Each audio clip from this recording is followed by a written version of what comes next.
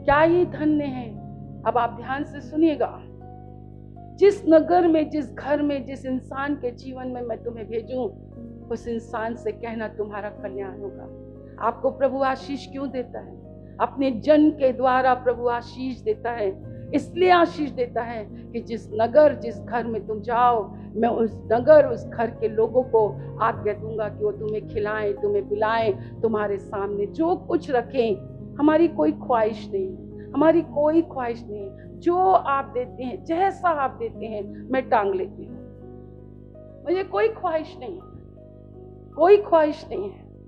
पर परमेश्वर आपको देखता है आप कैसे देते हैं, क्योंकि आपकी भेंट आपके आदर को दिखाता है, आपके सम्मान को दिखाता है। आप किसको देते हैं? आप हुआ को नहीं देते हैं। जिस घर, जिस नगर में तुम जाओ, मैं उस नगर, उस घर के लोगों को आज्ञा दूंगा कि तुम्हारे सामने जो कुछ भी रखें, जो कुछ तुम्हें वो खिलाएं पिलाएं।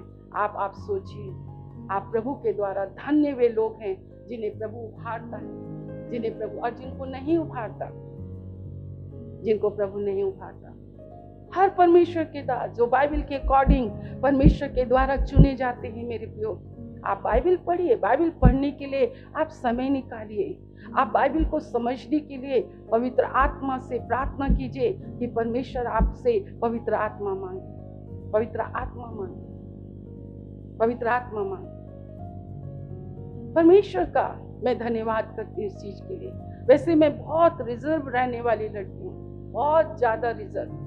मैं अपने परिवार में, मेरे लोग मुझसे बातचीत करने के लिए तरसते हैं, मैं फोन करने के लिए तरसती हूँ। मैं फालतू बातें नहीं करती हूँ, मैं व्यर्थ की बातें नहीं करती। बचपन से, चाहे मैं मसीह में थी या मसीह में नहीं थी, मेरा जीवन बहुत ही अलग का जीवन। और जब प्रभु ने मुझे बदला, मेरे प्रियो, मुझे प्यार प्रकट करना आया।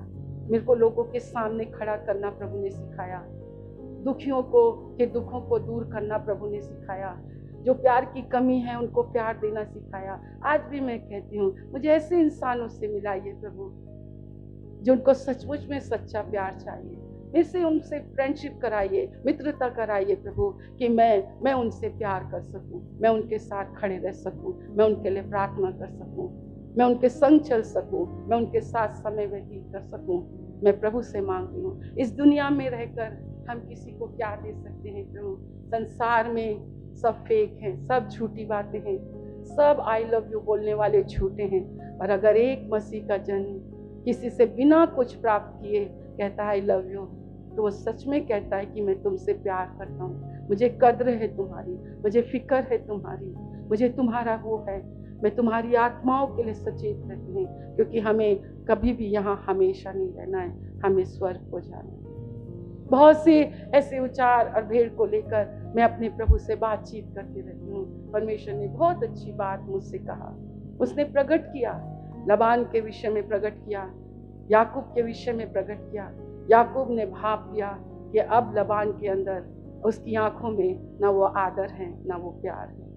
परंतु एक बात परमेश्वर ने मुझसे कहा, याकूब ने 3 बार उसी वर्ष में कहा, परंतु क्या हुआ? तेरा पिता अपनी पत्नी से कहता, तेरे पिता के में वो प्रेम और वो अपनापन नहीं है, वो आदर नहीं है, परंतु मेरा परमेश्वर मेरे संग, मेरा परमेश्वर मेरे साथ, मेरा परमेश्वर मेरे साथ है। मैं अपने प्रभु का बहुत धन्यवाद करती हूँ। तीसरी बात, कल के दिन जब मैं अपने प्रभु के सामने बैठी, परमेश्वर ने मुझसे कहा, तुझे जयवंत होना है। किन किन बातों पर? इन मनुष्यों पर तेरे को जयवंत होना है। और परमेश्वर ने साफ मुझसे कहा कि मूसा भी जानता है कि इस्राएली हठीले प्रवृत्ति के हैं। और 3-4 बातें हैं, शैतान पर जय पाना है, मनुष्यों पर जय पाना है, हर परिस्थितियों पर जय पाना है, क्योंकि मैंने तुझसे कहा, मैं तुझसे प्रेम करता हूँ और तू जयवंत से बढ़कर। और अगर परमेश्वर चाहेगा तो स्टेप बाय स्टेप मैं आपको वो रोटी जरूर खिलाऊंगी जो मैंने अपने प्रभु से खाई है। हालेलुया।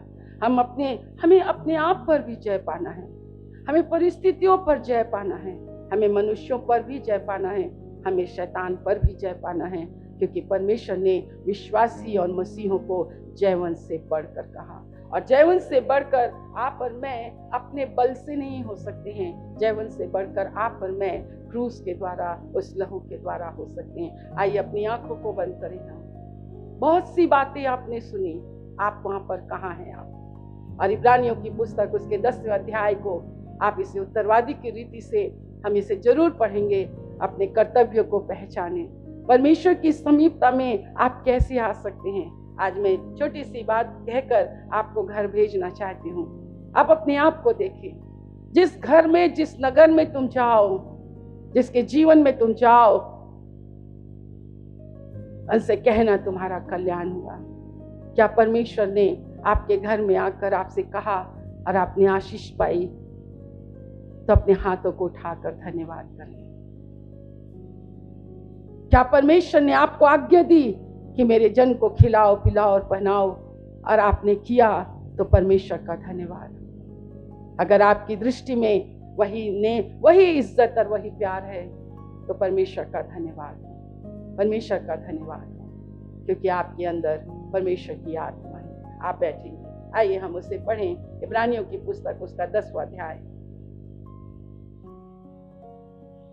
इसलिए हे भाइयों, जब हमें यीशु के लहू के द्वारा उस नए और जीवते मार्ग से पवित्र स्थान में प्रवेश करने का हियाव हो गया है,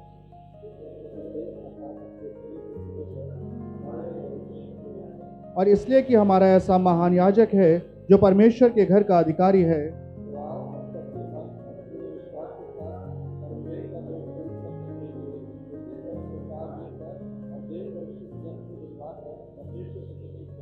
आओ हम अपनी आशा के अंगीकार को दृढ़ता से थामे रहें, क्योंकि जिसने प्रतिज्ञा की वो सच्चा है।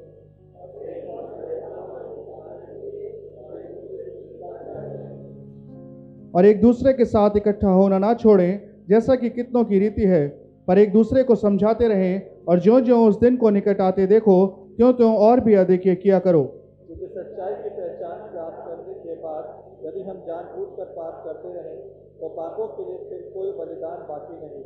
हाँ, दंड का एक भयानक बाढ़ होना और आग का ज्वलन बाकी है, जो विरोधियों को भस्म कर देगा। जब मूसा की व्यवस्था का नाम मानने वाला 2 या 3 जनों की गवाही पर बिना दया के मार डाला जाता है, तो सोच लो कि वो कितने और भी भारी दंड के योग्य ठहरेगा, जिसने परमेश्वर के पुत्र को पांव से रौंदा और वाचा के लहू को, जिसके द्वारा वह पवित्र ठहराया गया था, अपवित्र जाना है और अनुग्रह के आत्मा का अपमान किया। जिसने कहा, पलटा लेना मेरा काम है।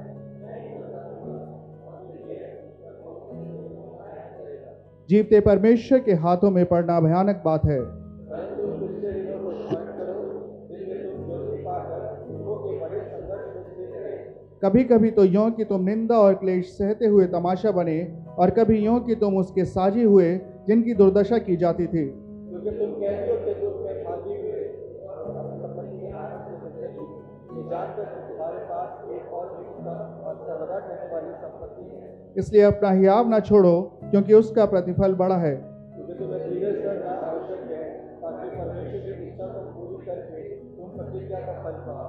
क्योंकि अब बहुत ही थोड़ा समय रह गया है, जबकि आने वाला आएगा और देर न करेगा। और मेरा धर्मी जन विश्वास से जीवित रहेगा, और यदि वे पीछे हट जाए तो मेरा मन उससे प्रसन्न ना होगा। पर हम हटने वाले नहीं कि नाश हो जाएं, पर विश्वास करने वाले हैं कि प्राणों को बचाएं। हालेलुया। परमेश्वर का धन्यवाद हो। आप इसे पढ़ें। इसमें परमेश्वर के समीप जाने का, बहुत समीप जाने का, परमेश्वर के साथ एक हो जाने का ये समय है। ठीक है, यहाँ पर लिखा अब तो बहुत ही थोड़ा सा समय रह गया है कि आने वाला आएगा। आपकी जो तैयारी है वो आने वाले के लिए है। हालेलुया। किसी भी चीज़ से जो आपने बटोर रखा है उससे आप उद्धार नहीं पाएंगे, उसको लेकर आप स्वर्ग नहीं जाएंगे। आप अकेले हैं और अकेले ही अपने परमेश्वर की आत्मा के द्वारा जयवंत होकर आप स्वर्ग जाएंगे। पर कितनी अच्छी बात है, हम हटने वाले नहीं कि नाश हो जाएं, पर विश्वास करने वाले हैं कि प्राणों को बचाएं, अपने भी प्राणों को बचाएं, दूसरों के भी प्राणों को बचाएं। ये हमारी जिम्मेदारी है, ये हमारा काम है। हालेलुया। परमेश्वर ने बहुत से साधन आपको और मेरे को उपलब्ध कराए हैं, बहुत से साधन उपलब्ध कराए हैं। यदि परमेश्वर ने आदम को हवा दिया तो उनको अपने में ही घुल मिल के रहने के लिए नहीं कहा।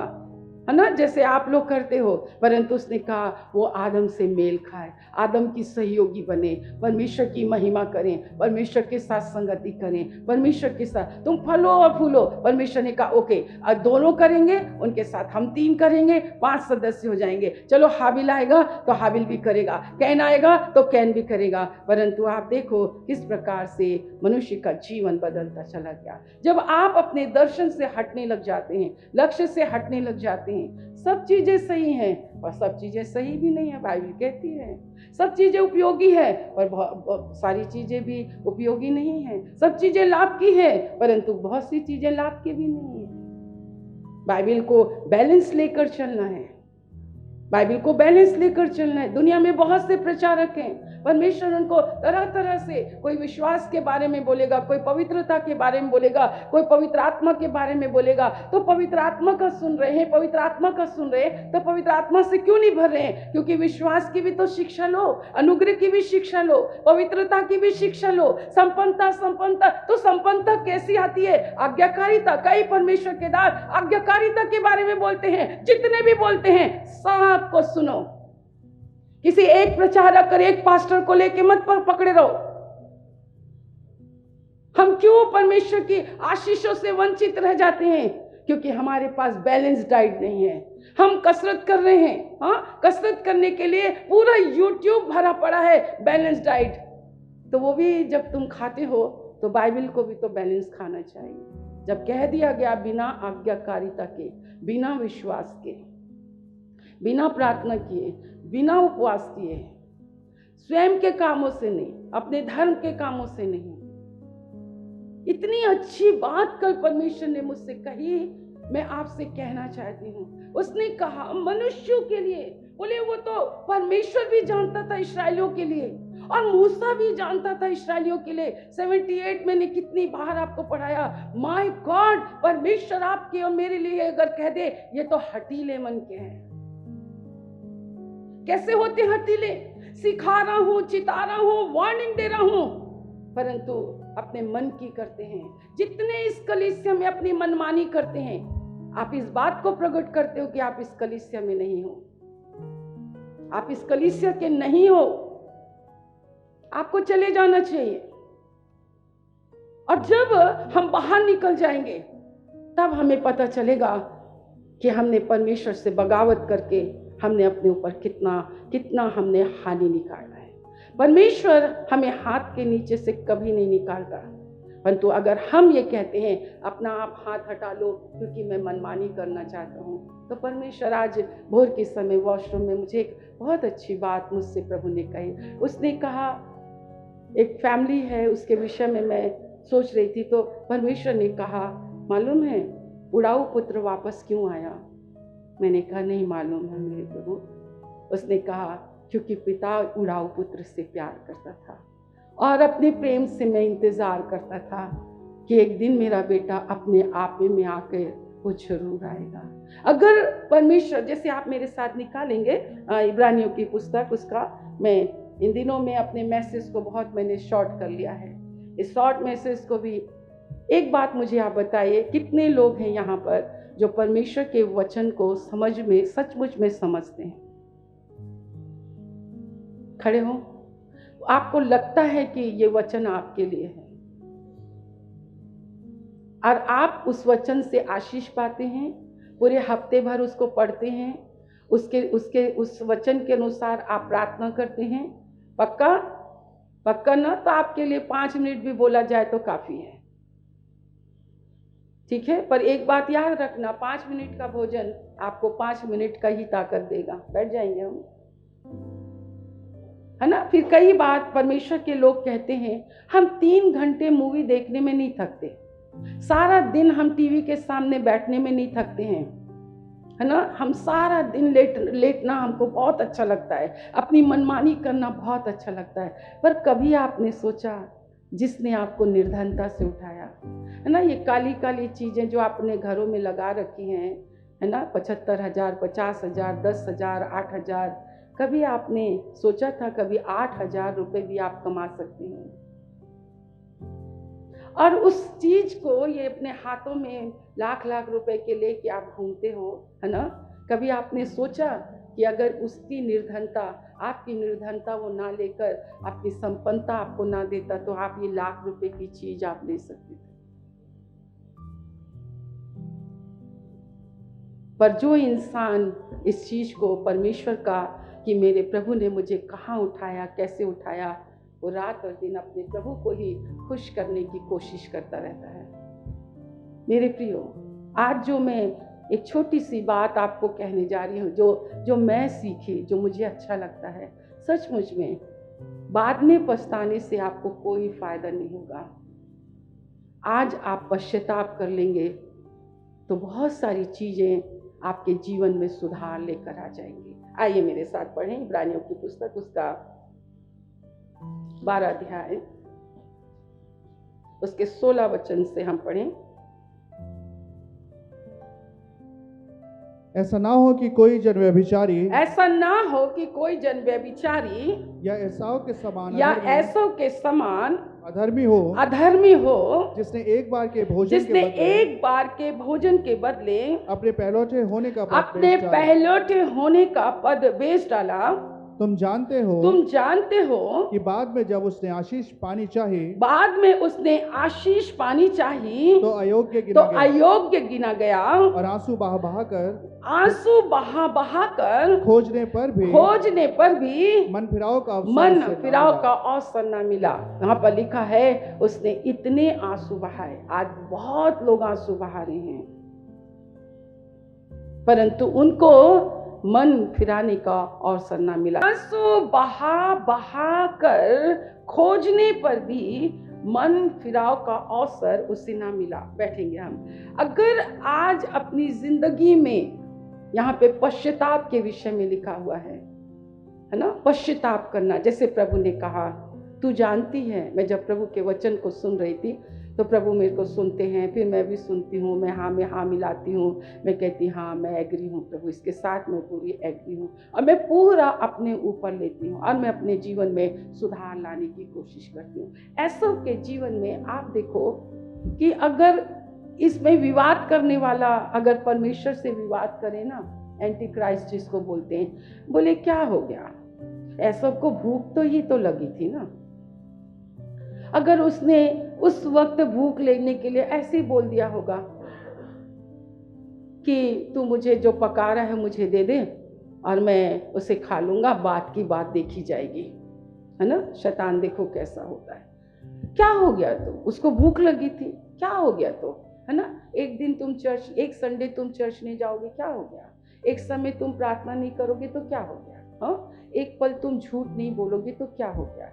आज नौकरी में, कंपनियों में 10-10 रुपए का घूस ले लेते, जहां अपना फायदा। यहाँ पे ऐसा क्या है, तो आज अगर हम अपने फायदे के लिए चर्च को हम फायदा देखते हैं, पास्टर को हम फायदा देखते हैं, बाइबल में हम फायदा देखते हैं, ये एक गंदी आदत है, एक बहुत ही गंदी आदत है फायदा, है ना। अगर आपके जीवन में अगर पश्चाताप करने का आपको मौका मिले, आपके खुद के जीवन में आपके आदतें हो सकती हैं, आपका स्वभाव हो सकता है ना। बहुत सी ऐसी बातें होती हैं आपके जीवन में कि कई बार क्या होता है, प्रभु के दास बता रहे थे कि हॉस्पिटल में वो शोधकर्ता होते हैं ना, जो थोड़ा सा खोजबीन करते हैं कि ये क्यों हुआ, ऐसा क्यों हुआ, ऐसा क्यों हुआ। तो सोच लो, एक कैंसर पीड़ित के पास वो चले गए और उन्होंने कहा कि क्यों ऐसे हुआ।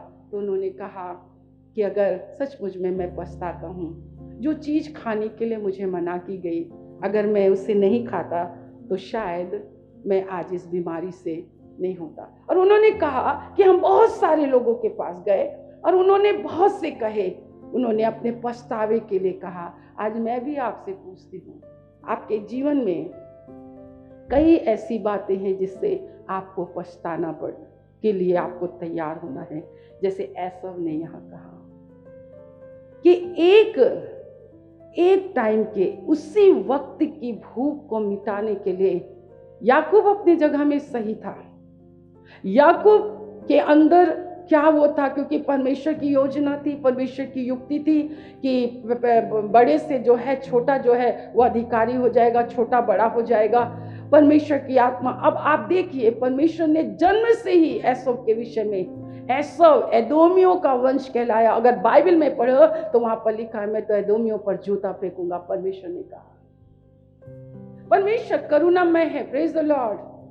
परमेश्वर न्यायी है, प्रेज द लॉर्ड। पर परमेश्वर ताड़ना भी देता है, प्रेज द लॉर्ड।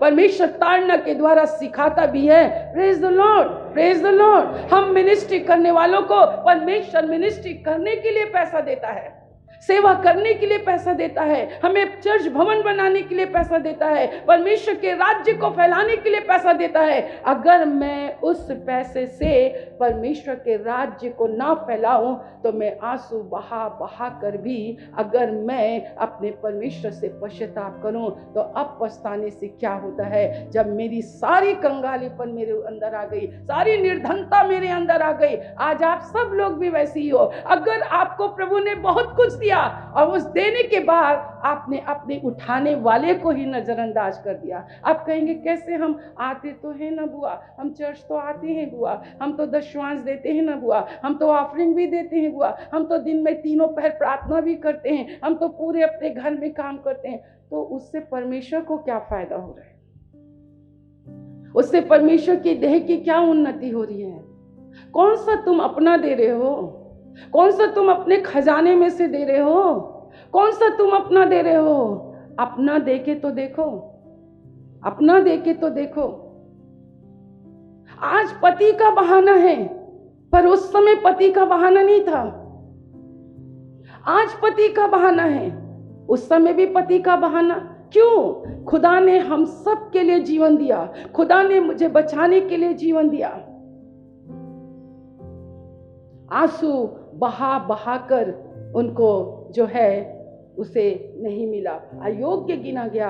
आंसू बहा बहा कर खोजने पर भी उससे मन फिराव का उसे अवसर नहीं मिला। ये हमारी कई आदतें होती। कई लोग इतने लापरवाह होते हैं कि वो आगे और पीछे वो नहीं देखते कि ये करने से मुझे क्या नुकसान होगा, ये करने से मुझे क्या फायदा होगा। कई बार हमारी आदतें ऐसी होती हैं, कई बार हमारे स्वभाव ऐसे होते हैं, कई बार हमारी जीव ऐसी होती है, कई बार हमारे क्रोध ऐसे होते हैं। जब मेरे पापा, वो तो लास्ट डे किए, उस समय आए तो एक दिन जब वो हमसे बात करने की कोशिश करते थे, हमसे बात करने की कोशिश करते थे, जब हम बात नहीं करते थे उनसे, वही सुबह बचपन का स्वभाव था, वो इधर तो हम उधर, वो इधर तो हम उधर, वो इधर तो हम उधर। एक दिन वो बहुत रोने लगे, बहुत रोने लगे, और मैंने कहा, उन्हीं का बर्थडे था और वो रोने लगे। तो मैं वहाँ गई, मैंने कहा आप क्यों रो रहे हो? यहाँ से मैं ही गई थी, मिनिस्ट्री में मैं आ गई थी। मैंने कहा आप क्यों रो रहे हो? तो उन्होंने कहा कि तुम लोग मुझसे बात नहीं करते हो। तो हमेशा उनके जीवन में मैं एक माई बनकर रही। पहली बार भी जब वो आत्महत्या करने के लिए रोए तो मैं कही क्यों रो रहे हो आप? तो कह रहे नहीं बेटा मैं मर जाऊंगा, मेरे ऊपर बहुत कर्जा है। तो मैंने सर पर हाथ फेरा, मैंने कहा अरे पापा आप नहीं हो गए, उठ जाओ उठ जाओ, सब ठीक हो जाएगा, सब ठीक हो जाएगा। और मेरे प्रियो, मैं सचमुच में प्रभु का धन्यवाद करती हूँ कि मेरे पिता के बोझ को उठाने के लिए मेरे प्रभु ने मुझे मध्यस्थी की प्रार्थना। कई लोग मेरे इस गवाही को सुनकर उल्टा ले लेते हैं। मेरे पिता के प्रति मेरे प्रभु ने करुणा डाला, दया डाला, तरस डाला, उपवास रही, प्रार्थना रही, उसमें मेरा व्यक्तिगत कोई स्वार्थ नहीं था। मेरे पिता तभी वो मेरी इज्जत करने लगे, मुझसे वो करने लगे। मैं कभी उनसे नहीं कहती थी आप प्रार्थना करो। उनका बर्थडे भी आता था तो कभी नहीं कहती थी कि लाओ मैं आपके लिए प्रार्थना कर दूँ, बिल्कुल नहीं। जब तक वो मेरे से, अरे तू मेरे लिए प्रार्थना नहीं करी, तू कर मेरे लिए प्रार्थना। हाँ ठीक है, आप बोलोगी तभी मैं प्रार्थना करूँगी।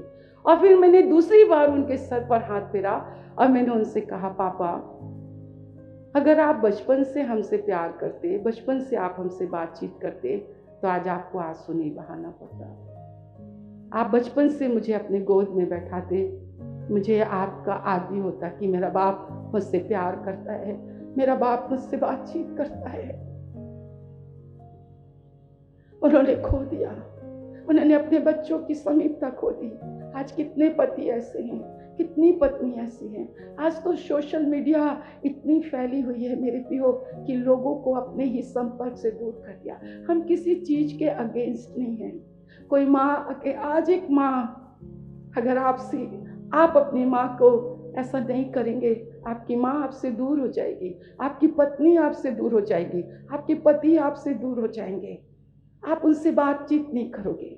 फिर आपको आंसू बहा बहा कर अगर आपको पश्चाताप भी करना पड़े तो शायद आप पश्चाताप नहीं कर सकते। आज आपका पास्टर आपको छोड़ सकता है, आपको छोड़ के वो कहीं दूसरी जगह चला जाएगा, क्योंकि आप सुनने वाले नहीं हैं, आप कठोर हृदय की हैं। आप उसको ये नहीं जतलाते हो कि हाँ आपका जीवन बदल रहा है, इन वचनों से बदल रहा है, आपको सचमुच में प्रभु की जरूरत है। मेरे प्रियो, एक दिन आप आंसू बहा बहा कर पश्चाताप करेंगे। शायद परमेश्वर का जन जब आपके जीवन से चला जाएगा, फिर कुछ नहीं लिखा है आंसू बहा बहा कर। जब आपको जीवन में पछताने के लिए कहा जाए तो आइए अपने जीवन में एक पेपर निकाल के रोज लिखना कि ऐसी कौन कौन सी बात है जिससे मुझे पश्चाताप करना, जिसे रिग्रेट कहते हैं।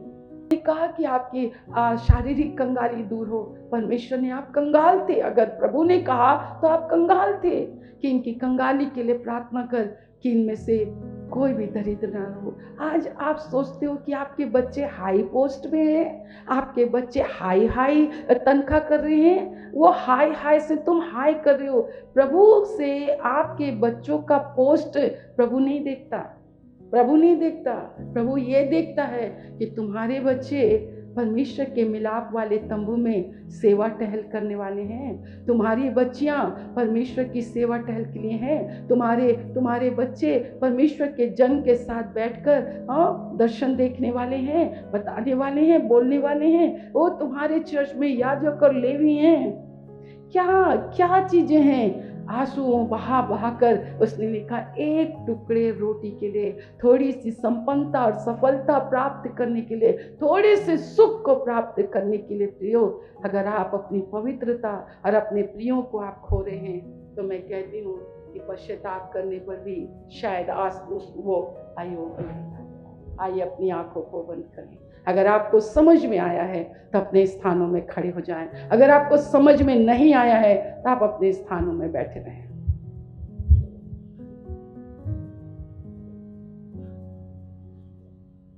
हम इस गीत के साथ फिर से मैं तुझको पसंद आऊंगी। घूसखोरी क्या है? क्या है घूसखोरी? परमेश्वर के स्थान को छोड़कर बड़ी बड़ी महत्वाकांक्षाएं, बड़ी बड़ी अपेक्षाएं, बड़ी बड़ी बातें, ये तो हठीले लोग हैं, ये तो हठीले लोग हैं। मेरे पापा ने हमारी समीपता कभी प्राप्त नहीं की, हम उनके पास कभी नहीं बैठ सके। मेरे प्रियो, आओ उसके समीप जाएं। हम नाश होने वाले नहीं, परंतु प्राणों को बचाने वाले हैं। आपकी आदत, आपका स्वभाव, बहुत सी ऐसी चीजें हैं जिसके कारण मेरे प्रियो, मैं आपको थोड़ा अवसर जरूर दूंगी, परंतु मेरे प्रियो आओ, मैं तुझको पसंद आऊं, मैं तेरे दिल को भाऊं। क्या फर्क पड़ता है कि आपके चाहने वाले बहुत हैं। कई जवान लड़के लड़कियों को वो मुझ पर मरता है, वो मुझ पर मरती है, क्या फर्क पड़ता है? क्या फर्क पड़ता है? वो तो हजारों पर मरती हैं, इससे कोई फर्क नहीं पड़ता। ये दुनिया की रीत और रिवाज है, परंतु मेरा प्रभु, मेरे प्रभु ने मुझे चाहा है। आओ फर्क बने, आओ फर्क बने, फर्क चाल चले।